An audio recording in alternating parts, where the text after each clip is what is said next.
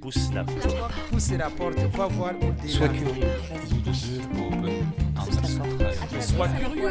Este es el momento. Regarde un Yo peu sé ce qu'il y a que derrière. tú Alzer a puedes visuel derrière moi.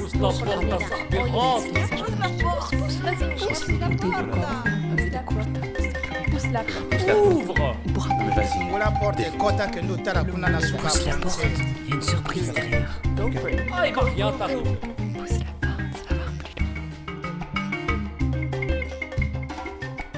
Les enjeux de la cohésion sociale à Bruxelles, du mélange des genres à l'objet de mélange. Une production du Centre bruxellois d'action interculturelle. Je suis Alexandre Ancet, coordinateur des missions CRACS. Ce sont des missions qui ont été confiées par le collège de la COCOF au CBAI. Bon, la première chose qu'il faut dire, c'est que nous, on est invités en tant qu'observateurs dans toute une série de lieux. Des lieux associatifs, des lieux dans des administrations, des réunions dans des cabinets. Et donc on tend l'oreille et on écoute. Et voilà qu'on se rend compte qu'il y a dans ce segment de la politique publique, donc dans l'alphabétisation et le français langue étrangère, on a l'impression que les acteurs sont aux prises avec une tension qui a trait à la question de la mixité ou de la non-mixité.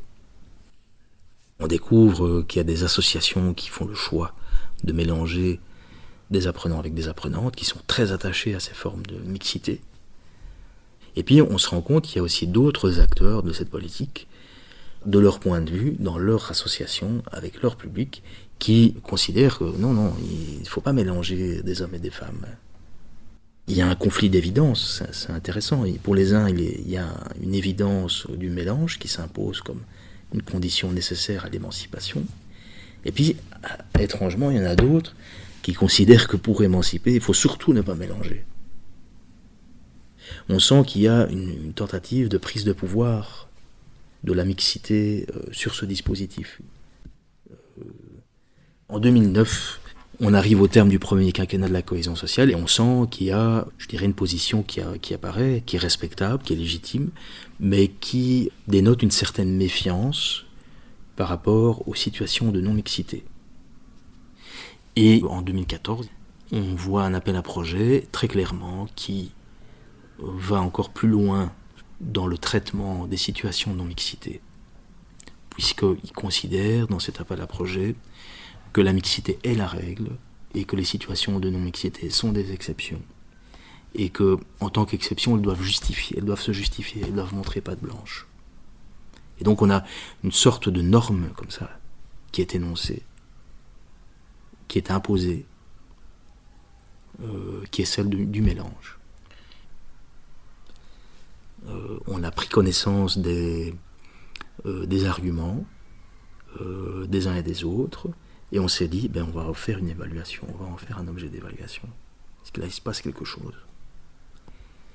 Dans la mesure où cette norme de mélange est imposée à certaines personnes, en fait, il faut le dire, ce sont des personnes qui sont issues des milieux populaires, et pour en grande partie des migrantes. Donc, qu'est-ce qui se passe quand on dit à des femmes migrantes et à des hommes migrants issus des milieux populaires, vous savez quoi ? Vous devez vous mélanger. Qu'est-ce que ça veut dire ? Voilà une belle occasion pour nous de mutualiser un objet qui fait question, qui crée des divergences entre les acteurs. Et on a voulu explorer les soubassements de ces oppositions en s'appuyant sur la méthode à laquelle on a été formé, qui est la méthode d'analyse en groupe. Cette méthode, elle donne lieu à la production d'une évaluation, mais qui est portée par l'ensemble des acteurs. C'est pas juste l'évaluateur qui, derrière l'écran de son ordinateur, va produire une analyse. C'est ensemble, on choisit des situations qui illustrent la thématique. On se penche sur ces situations, tous ensemble. Et donc c'est une production collective, d'une compréhension des situations vécues qui ont été choisies, qui ont été racontées par un ou deux ou trois participants. Et on a fait cette MAG avec des formateurs, des formatrices, avec des coordinateurs locaux qui travaillent dans les communes, avec des représentants de l'administration COCOF, avec des apprenants.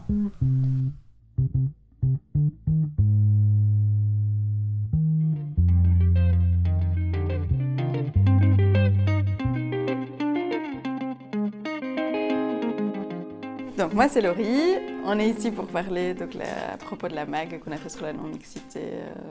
À l'époque à Vie Féminine, j'étais coordinatrice pédagogique des bénévoles en alpha et là je donne des cours en français langue étrangère dans le cadre des papas. Donc c'est deux contextes complètement différents. Donc pour moi c'est important qu'il y ait des espaces qui restent non mixtes. Parce que comme on est dans une société où, entre autres systèmes de domination, il y a le patriarcat, c'est important que des femmes puissent avoir des espaces où elles sont en non-mixité pour pouvoir se renforcer. Et alors d'autant plus, donc, par exemple, si on prend le cas concret de l'alpha et du français langue étrangère, il y a quand même beaucoup plus de femmes qui sont touchées par le fait d'être analphabètes. Et en général, les femmes ont moins confiance en elles apprennent aussi, pas toujours, mais parfois plus difficilement le français. Donc le fait que certaines femmes puissent trouver des zones de sécurité en étant qu'entre femmes dans certaines associations. Je ne dis pas que toutes les associations doivent devenir non mixtes ou loin de là, mais juste qu'il puisse y avoir ce choix, quoi. Quand on n'a jamais été dans des zones soi-même protégées, on ne se rend pas compte à quel point c'est important, en fait, jusqu'à ce qu'on puisse y entrer. Je pense que c'est peut-être d'autant plus important quand on est dans un pays qu'on ne connaît pas la langue, on ne connaît pas les codes, on est un peu perdu par l'environnement, etc. C'est peut-être d'autant plus important de trouver des espaces plus safe, mais je crois qu'on en a besoin toutes et tous à un moment donné. Et malheureusement, à l'heure actuelle, vu qu'on est toujours dans plein de systèmes de nomination, on est obligé d'à des moments de revenir vers de la non-mixité pour continuer à vivre la mixité de manière saine, quoi. Il y a le bête exemple où les hommes prennent d'office beaucoup plus facilement et plus vite la parole que les femmes. Donc du coup, ça va être leur parole qui va être dite en premier. Du coup, tout le débat va se cristalliser autour de cette première parole qui a été dite. Et aussi, en général, les hommes se sentent beaucoup plus légitimes par rapport à leur parole. Donc ils vont moins dire « je crois que c'est comme ça ». Ils vont plus affirmer les choses. Donc les femmes vont plus se remettre en question. Mais oui, effectivement, c'est des mécanismes inconscients. D'où l'importance, de nouveau, d'être de temps en temps en non-mixité. Parce que du coup, tu ne dois pas réfléchir à tout ça. Bon, tu dois réfléchir à d'autres mécanismes, mais pas à ceux du patriarcat, quoi. Et puis après, tu peux retourner vers une mixité en étant plus sûr de ta parole, quoi.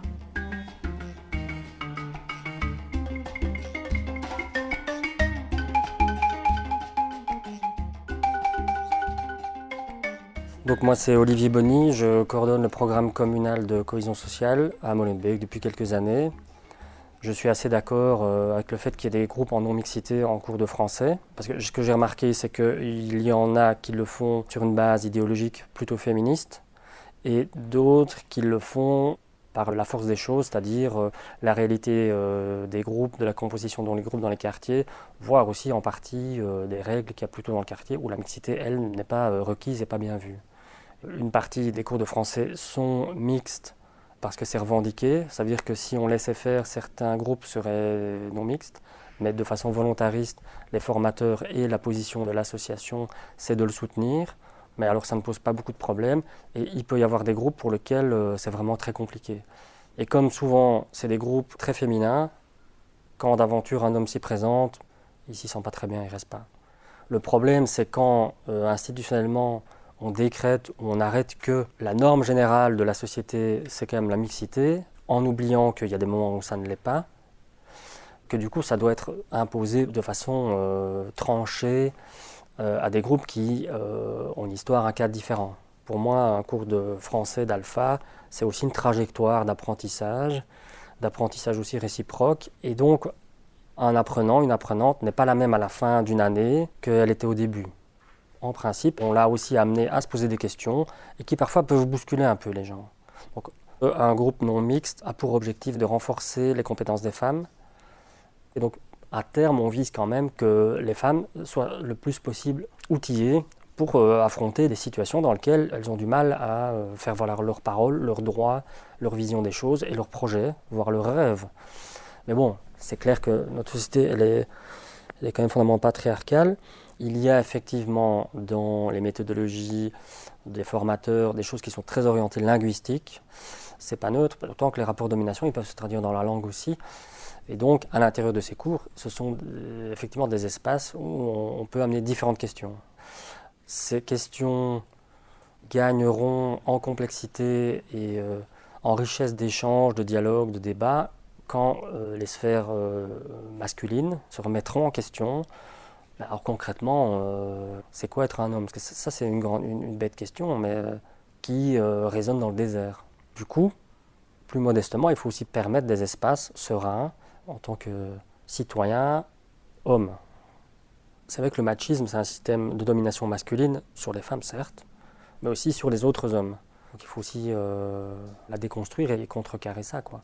Maintenant, je n'ai pas parlé de la mixité. Je me suis beaucoup centré sur la non-mixité, mais ça ne veut pas dire que quand la mixité existe, elle est d'office acquise. Ça se travaille, quoi. Plus un groupe est divers, plus il y aura une forme quand même de richesse dans les échanges, d'où le rôle quand même important des formateurs d'amener ces débats-là. Donc là, on est quand même aussi dans le champ de l'éducation permanente, et la cohésion sociale est très, malgré tout, connectée à ces questions-là. Hein, c'est mis dans l'appel à projet, et je pense que c'est intéressant. Mais je suis aussi d'avis qu'il faut respecter le rythme des gens, il faut partir de là où elles sont, et que donc, on n'a pas le choix, il faut faire avec cette réalité-là.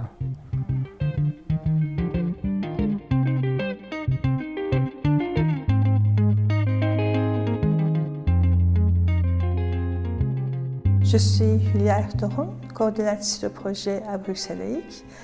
C'est vrai que les actions que nous proposons, c'est mixte. C'est important pour nous par rapport aussi à l'égalité hommes-femmes et aussi par rapport aux rapports humains, c'est pouvoir échanger. Même si je sais que dans certaines cultures, les personnes qui n'osent pas ouvrir les portes de certaines associations parce que c'est mixte, ou alors c'est le mari ou la belle famille qui souhaiterait que la personne puisse passer par certaines formations parce que c'est non mixte. Et je me rappelle, il y a une ex-apprenante qui vient pour dire voilà, je souhaite participer à cet atelier.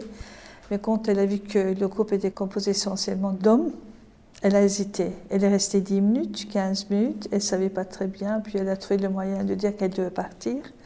C'était surtout la pression sociale de l'extérieur.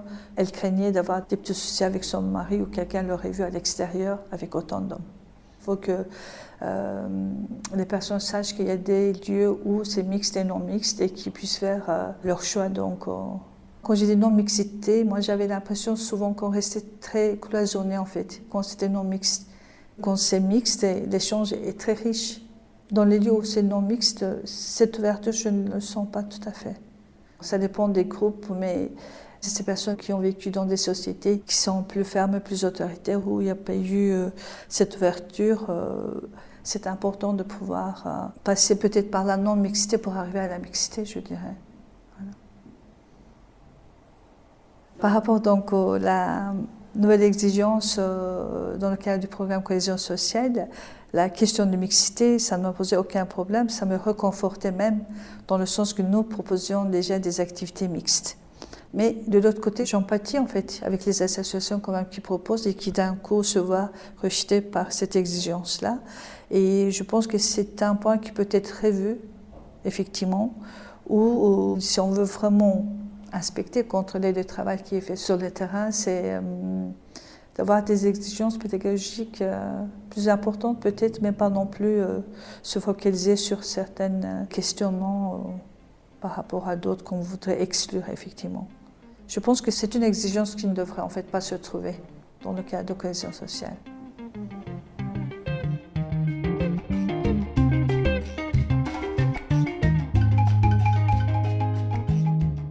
Donc, je m'appelle Amina Amadel, je suis formatrice en alphabétisation et nous on travaille avec des groupes de femmes analphabètes. Donc déjà dans leur parcours de vie, elles sont déjà dans une position de faiblesse, je vais dire comme ça, en tout cas sur la question de la lecture et de l'écriture. Et donc quand il y a les hommes dans la classe, elles ne vont pas oser parce qu'elles n'ont pas les outils. Donc je crois qu'on recrée quand même un rapport de force avec des personnes qui n'ont pas les moyens de se défendre. Je vois mal comment on peut parler de l'excision dans une classe de mixité. La femme qui a été excisée n'a pu libérer sa parole en pensant que toutes les autres femmes étaient excisées. S'il y avait eu un homme, tu pensais, ah non, évidemment, ça ne lui concerne pas. Donc voilà, je pense que dans un premier temps, il est important que d'abord de pouvoir libérer la parole et de ne pas reproduire les inégalités en fait, auxquelles elles ont été tout le temps confrontées. Aujourd'hui, dans notre société, ici en Belgique, on a aussi encore un combat à mener sur la question de la domination masculine. Quand on avait entendu que la COCOF avait mis des exigences sur l'importance qu'il y ait une mixité de genre dans les groupes, on en avait parlé dans les classes. Elles ont commencé à dire mais non, c'est pas possible, cet espace est trop important pour nous, ça sera plus pareil. Je pense qu'on prend des décisions sans vraiment être au clair avec le terrain et vraiment ce qui se vit sur le terrain. Comme tout projet, si on vient en imposant des choses, ça va pas bien se passer. Je crois que les politiques ne se rendent pas compte aussi des fois de l'état dans lequel sont les gens.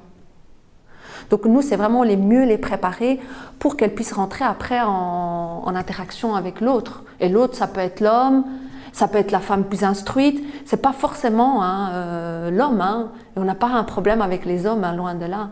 Mais le monde se construit ensemble. Moi, je pense qu'il faut multiplier les espaces où les gens peuvent s'entendre et se parler en fonction de leurs particularités. Ça peut être la question de genre, mais ça peut être autre chose. Et donc, par exemple, je lance un appel pour créer des espaces pour les hommes, parce que finalement, ils sont où les hommes ? Je peux entendre des gens qui te disent « Ouais, mais vous êtes entre femmes et vous évoluez pas, vous renforcez cette idéologie d'être entre femmes. En plus, c'est des femmes qui viennent déjà de milieux où elles sont tout le temps entre elles et vous renforcez ça, mais nous, on est en Belgique et nous, il faut que les femmes, elles s'émancipent, il faut qu'elles s'ouvrent et tout. » Ouais, d'accord, moi j'entends tout ça, mais non. Il ne faut pas brûler des étapes. Il faut d'abord accueillir, se poser ses valises. Il y a beaucoup de choses encore à faire pour que l'autre se sente en sécurité, accueilli. Donc je pense que vraiment, c'est une politique à repenser. La bienveillance, laisser aux gens le temps. Mais bon, ça c'est dans un cadre politique idéal, quoi.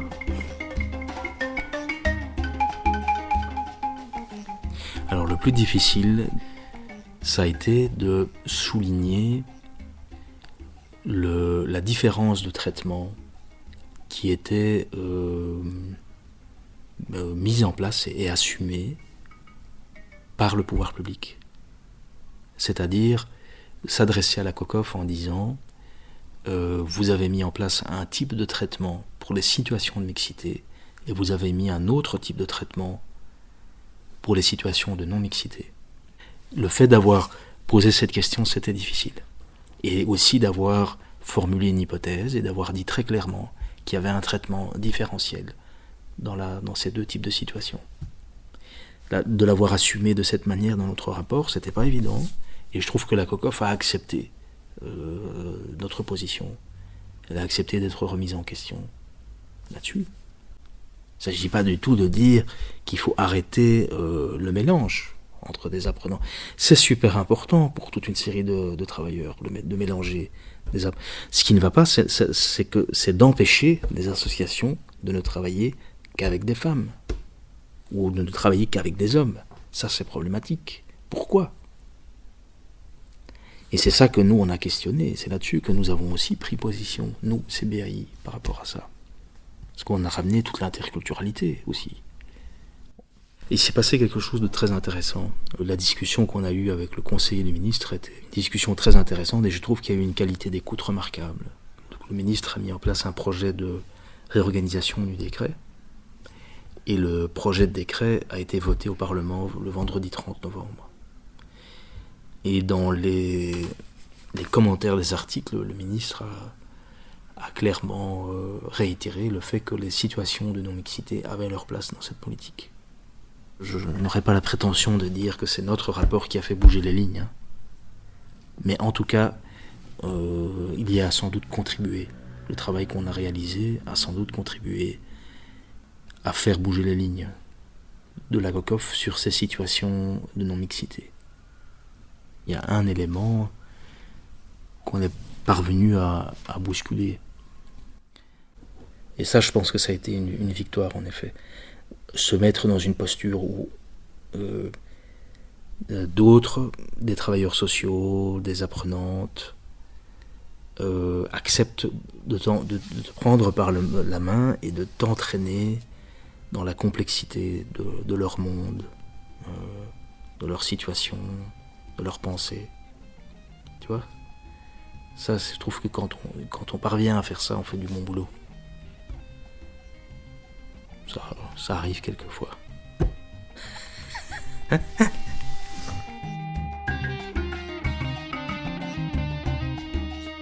C'était Les enjeux de la cohésion sociale à Bruxelles, du mélange des genres à l'objet du mélange. Une production du Centre bruxellois d'action interculturelle. Réalisée par Anaïs Carton, Béatrice Camargo et Pascaline Adamantidis. Sur une musique de Gary Mombutz. Avec le soutien du Collège de la Commission communautaire française.